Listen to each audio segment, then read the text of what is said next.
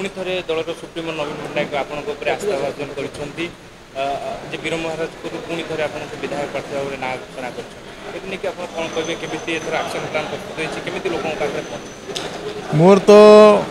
जो आस्था प्रकट करी मानवर मुख्यमंत्री मते पुणी चतुर्थ थर पर वीर महाराजपुर प्रार्थित्व पर सुजोग देइचंदी से मुझे कृतज्ञता जनाऊँगी आमर 5T अध्यक्ष श्रीयुक्त पांड्यान को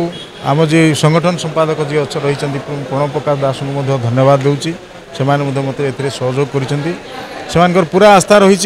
निश्चित भाव में जययुक्त हेबी मु मोर जीवन में राजनीति जीवन में मत पाखापाखि 1990 मसीहा ठारू आज पर्यंत कंटिन्यूअसली मु विभिन्न पद पदवी रही आसी 7 थर 2 थर सांसद 5 थर विधायक एवं यहाँ मत मिसले 8म थर ये निर्वाचन प्रतिद्वंदिता करने मुझे तेणु कौन असुविधा हम ना दल निश्चित भाव में से सुप्रीमो आम उपर आस्था प्रकट कर सी हूँ सबुठ बड़ कथा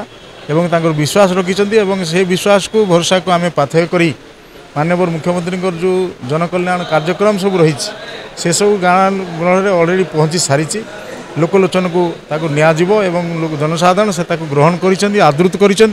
आम निश्चित भाव में बहु परिमाण भोट जययुक्त हो सन्देह ना बीजेपी कांग्रेस जो मैंने प्रार्थी होती सहित आप लड़े हम विशेषकर चैलेंज हेनी विशेषकर एथरक 2024 चैलेंज हेनी सबू समय जगदला गत थर मो सागर निर्वाचन लड़ी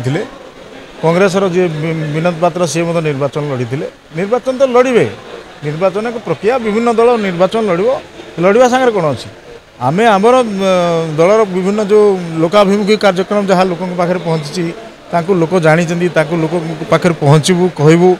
एवं लोकंर आस्था विश्वास नहीं करी आमे निश्चित भाव में जययुक्त हबू तेणु विभिन्न दल विभिन्न निर्वाचन प्रतिद्वंदिता करेंगे किंतु कौन कर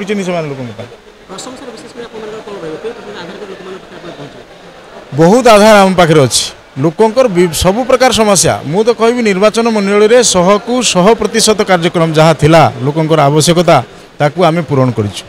से सबुठार बड़ अचीवमेंट आम रही ता सांगे सरकार विभिन्न कार्यक्रम जनाभिमुखी कार्यक्रम श्रमिक मान कृषक मान चाषी जो आमर श्रमिक श्रेणी महिला मान सबू प्रत्येक स्तर में विभिन्न कार्यक्रम होती पाथेय करी आमे निर्वाचन में से पाखे से कथाटा को रखबू एवं लोक ताकू ग्रहण करिसेंती ग्रहण करिवे एवं आमको समर्थन करिवे सर एतर आशा रही भोट व्यवधान टिके अधिक रहइबो मोर तो विश्वास जे निश्चित भाव में भोटर व्यवधान अधिक रहिबो गत थर ठारू